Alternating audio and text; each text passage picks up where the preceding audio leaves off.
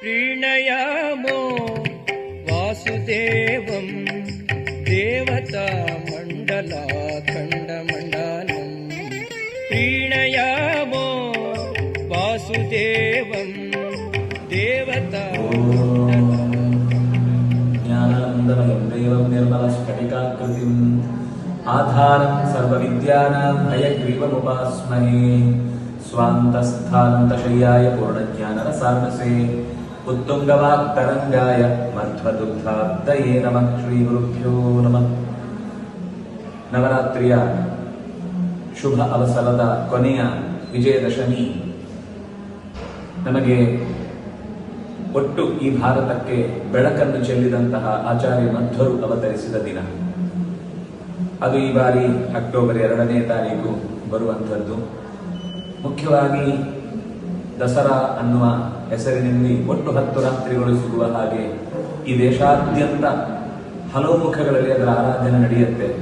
ಕೆಲವರು ದೀಪದಲ್ಲಿ, ಕೆಲವರು ಮಂಡಲದಲ್ಲಿ, ಕೆಲವರು ಪ್ರತಿಮೆಗಳಲ್ಲಿ, ಕೆಲವರು ಗೊಂಬೆಯನ್ನು ಕೂಡಿಸುವುದರ ಮೂಲಕ, ಹೀಗೆ ಅಲ್ಲಲ್ಲಿಯ ಸಂಪ್ರದಾಯಕ್ಕೆ ಅನುಗುಣವಾಗಿ ವಿಶಿಷ್ಟವಾದ ರೀತಿಯಲ್ಲಿ ಈ ಆಚರಣೆ ನಡೆಯುತ್ತೆ.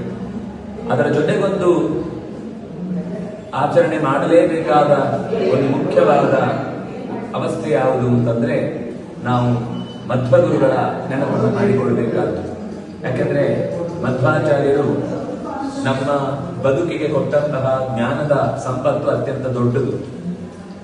ನಮ್ಮ ಬದುಕಿಗೆ ಅರ್ಥ ಬರುವುದೇ ಈ ಜೀವನದಲ್ಲಿ ನಾವು ಕಾಣುವಂತಹ ಸುಖ ದುಃಖಗಳನ್ನ ಅನುಭವಿಸುವ ವಿಷಯದಲ್ಲಿ ನಮಗೆ ಒಂದು ಸ್ಪಷ್ಟತೆ ಇದ್ದಾಗ ಮಾತ್ರ. ಯಾಕೆ ಈ ಸುಖ, ಯಾಕೆ ಈ ದುಃಖ, ಅಥವಾ ಸುಖವೇ ಬೇಕು ಅಂತಾದ್ರೆ ನಾವು ಹೇಗೆ ಬದುಕಬೇಕು, ದುಃಖವನ್ನ ತಡೆಯಬೇಕು ಅಂತ ಎಲ್ಲರಿಗೂ ಬಯಕೆ ಇದೆ, ಆದ್ರೆ ತಡೆಯುವ ಬಗೆ ಏನು?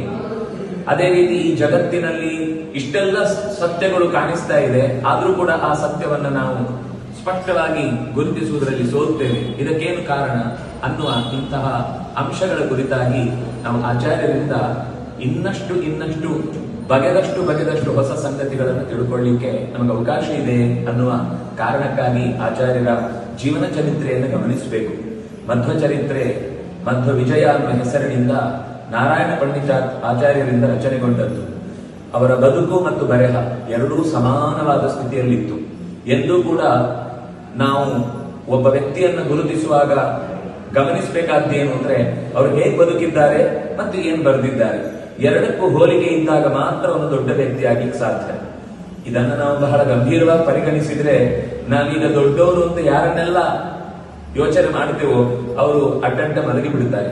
ಆದ್ರೆ ಆಚಾರ್ಯರ ಜೀವನ ಚರಿತ್ರೆ ನಮಗೆ ಅಂಥ ಅಪೂರ್ವವಾದ ಅನೇಕ ಅಂಶಗಳನ್ನ ಮತ್ತು ಅವರ ಬರಹಗಳು ಅದೇ ಅಂಶಗಳಿಗೆ ಒತ್ತು ಕೊಡುವುದ ಶಾಸ್ತ್ರೀಯ ಪ್ರಮಾಣಗಳನ್ನಾಗಿ ಅದು ನಮಗೆ ನೆಲೆಗೊಳ್ಳುತ್ತೆ. ಯಾಕೆಂದ್ರೆ ದೊಡ್ಡವರ ಆಚರಣೆಯೂ ಕೂಡ ಶಾಸ್ತ್ರಕ್ಕೊಂದು ಪ್ರಮಾಣ ಅಂತ ಲೆಕ್ಕ.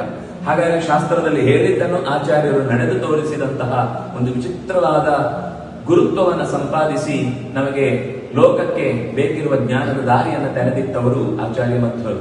ಅಂತಹ ಆಚಾರ್ಯರ ದಿನ ನಾವು ಈ ಬಾರಿ ಮಧ್ವ ನವರಾತ್ರೋತ್ಸವ ಅನ್ನುವ ನೆಪದಲ್ಲಿ ಪ್ರಾಣಸೂಕ್ತದ ಚಿಂತನೆ ಈಗಾಗಲೇ ರಾಜಾಂಗಣದಲ್ಲಿ ಕೃಷ್ಣನ ಸನ್ನಿಧಾನ, ಕೃಷ್ಣ ಮುಖ್ಯ ಪ್ರಾಣರ ವಿಶಿಷ್ಟವಾದ ಒಂದು ಅನುಗ್ರಹದ ಅಡಿಯಲ್ಲಿ ನಡೀತಾ ಇದೆ. ಅದರ ಕೊನೆಯ ದಿನದಲ್ಲಿ ಇದೇ ಆಚಾರ್ಯರ ಜೀವನ ಚರಿತ್ರೆ ಒಬ್ಬ ಸಾಮಾನ್ಯ ಮನುಷ್ಯನಿಗೆ ಹೇಗೆ ಅರ್ಥ ಮಾಡಿಸಿಕೊಳ್ಳಿಕ್ಕೆ ಸಾಧ್ಯ, ಯಾಕೆ ಬೇಕು? ಬಹಳ ಜನಕ್ಕೆ ಒಂದು ತಪ್ಪು ಕಲ್ಪನೆ ಇದೆ. ಇದು ಅತ್ಯಂತ ಕಡಿಮೆ ಮಟ್ಟದ ಚಿಂತನೆ, ಎತ್ತರದ ಮಟ್ಟದ ಚಿಂತನೆ ಅಂದ್ರೆ ಅದು ಅರ್ಥ ಆಗದೇ ಇದ್ದದ್ದು. ವೇದಾಂತ ಅಂದ್ರೆ ತಿಳಿಯಲಿಕ್ಕೆ ಸಾಧ್ಯವಿಲ್ಲದ್ದು ಅನ್ನುವ ಅರ್ಥದಲ್ಲಿಯೇ ವ್ಯಾಖ್ಯಾನಗಳನ್ನು ಮಾಡಿ ತಾವು ಎಲ್ಲ ಉಪನ್ಯಾಸ ಮಾಡಿದ ಮೇಲೂ ಆಕಾಶದ ಬಗ್ಗೆ ಉಪನ್ಯಾಸ ಮಾಡಿದೆವು ಅಂತ ಹೇಳಿ ಮುಗಿಸುವಾಗ ಆಕಾಶ ಮಾತ್ರ ಉಳಿಯುವ ಸ್ಥಿತಿಯಲ್ಲಿ ಕೇಳುಗರ ತಲೆಯಲ್ಲಿ ಏನೂ ಇಲ್ಲದಂತಾಗುವಂತಹದ್ದನ್ನ ವೇದಾಂತ ಅನ್ನುವ ತಪ್ಪು ಕಲ್ಪನೆಯ ಚಿಂತನೆ ಇವತ್ತು ಸಮಾಜದಲ್ಲಿ ಹರಡುತ್ತಾ ಇದೆ. ಆದ್ರೆ ಅಂಥ ಸ್ಥಿತಿಯಲ್ಲಿ ಜಗತ್ತಿನಲ್ಲಿರುವ ಬಹುಚಿತ್ರ ಜಗತ್ ಬಹುಧಾಕರಣ ಪರಶಕ್ತಿರ ಅನಂತ ಗುಣ ಪರಮಃ ಅಂತ ಪರಮಾತ್ಮನ ಎತ್ತರವನ್ನು, ಜಗತ್ತಿನ ವಿಸ್ಮಯವನ್ನು ಅದನ್ನು ಜೋಡಿಸಿಕೊಟ್ಟು ನಮಗೆ ಕೊಂಡುಕೊಟ್ಟಂತಹ ಆ ಪ್ರಕೃತಿಯನ್ನು ನಾವು ನೆನೆಯುವ ಹಂಬಲಕ್ಕೆ ನಾವು ಸರಿಯಾಗಿ ಸೇರಬೇಕು ಅಂತಾದ್ರೆ ಆಚಾರ್ಯರ ಬದುಕನ್ನ, ಆಚಾರ್ಯರ ಮಾತುಗಳನ್ನು ನಾವು ಆಲಿಸಿ ಅದರ ಮೂಲಕ ಅರ್ಥೈಸಿಕೊಂಡು ಜೀವನದ ನಿಜವಾದ ಸಾರ್ಥಕ್ಯ ಏನು, ನಾನು ಯಾಕೆ ಹುಟ್ಟಿದ್ದೇನೆ, ನನ್ನ ಹುಟ್ಟಿದ ಪರ್ಪಸ್ ಏನು, ಎಲ್ಲಿಗೆ ಹೋಗಿ ಮುಟ್ಲಿಕ್ಕಿದೆ ಅನ್ನುವ ಈ ಪ್ರಶ್ನೆಗಳು ಸಾಮಾನ್ಯ ಒಬ್ಬ ಫಾರ್ಚುನೇಟ್ ಆದವನಿಗೆ ಬಂದ್ರೆ ಅದಕ್ಕೆ ಉತ್ತರ ಸಿಗಬೇಕು ಅಂತಾದ್ರೆ ಆಚಾರ್ಯ ಮಧ್ವರ ಮಾತುಗಳಿಗೆ ನಾವು ಕಿವಿಯಾಗಬೇಕು. ಅಂಥದ್ದೊಂದು ಕಿವಿಯಾಗುವ ಒಂದು ಸುಂದರ ವಾತಾವರಣ ಆ ದಿವಸ ರಾಜಾಂಗಣದಲ್ಲಿ 4 ಗಂಟೆಯಿಂದ 6 ಗಂಟೆಯ ತನಕ ಈ ಅತ್ಯಂತ ಸರಳವಾದ ಆಚಾರ್ಯರ ಸಿದ್ಧಾಂತದ, ಅದು ಸಿದ್ಧಾಂತ ಅಂದ್ರೆ ನಮಗೆ ಎಲ್ಲ ವಿಷಯಗಳನ್ನ ಒಂದೇ ಮಾತಿನಲ್ಲಿ ಹೇಳಿ ಮುಗಿಸ್ಲಿಕ್ಕಾಗದೇ ಇದ್ರು ಕೆಲವಾರು ಸಂಗತಿಗಳನ್ನು ನಾವು ತಿಳಿದ್ರೆ ಇದರಲ್ಲಿ ಇನ್ನಷ್ಟು ತಿಳ್ಕೊಳ್ಳಿಕ್ಕಿದೆ ಅನ್ನೋ ಕುತೂಹಲಕ್ಕಾದ್ರೂ ಈ ಮಾತು ನೆರವಾದೀತು. ಅಂತಹ ನೆರವಾಗುವ ಮಾತುಗಳಿಗೆ ಕಿವಿಯಾಗಲಿಕ್ಕೆ ತಾವೆಲ್ಲರೂ ಆಗಮಿಸಿ ಆ ಮೂಲಕ ನಮ್ಮ ಬದುಕಿನ ಪ್ರತಿ ಕ್ಷಣಗಳನ್ನು ಸಾರ್ಥಕಪಡಿಸಿಕೊಳ್ಳುತ್ತಾ ಅರ್ಥವನ್ನು ಕಲ್ಪಿಸಿಕೊಂಡು ಚೆನ್ನಾಗಿ ಇನ್ನಷ್ಟು ಎತ್ತರಕ್ಕೆ ಬೆಳೆಯುವಂತಹ ಒಂದು ಹೆಜ್ಜೆಯತ್ತ ಸಾಗುವುದಕ್ಕೆ ಈ ದಿನ ಅದು ನಮಗೆ ನೆರವಾಗಲಿ, ಸಾರ್ಥಕವಾಗುವಂತಹ ಬದುಕಿಗೆ ಆಧಾರವಾಗಲಿ ಅಂತ ಹಾರೈಸ್ತಾ ಎಲ್ಲರೂ 2ನೇ ತಾರೀಕಿನ ಸಂಜೆಯ 4 ಗಂಟೆಯ ಉತ್ಸವ ಮುಗಿದೊಡನೆ ರಾಜಾಂಗಣದಲ್ಲಿ ನಾವು ಸರಳವಾದ ಆಚಾರ್ಯರ ಚಿಂತನೆಗಳಿಗೆ ಜೊತೆಯಾಗೋಣ ಅಂತ ಹೇಳ್ತಾ ನಮಸ್ಕಾರ.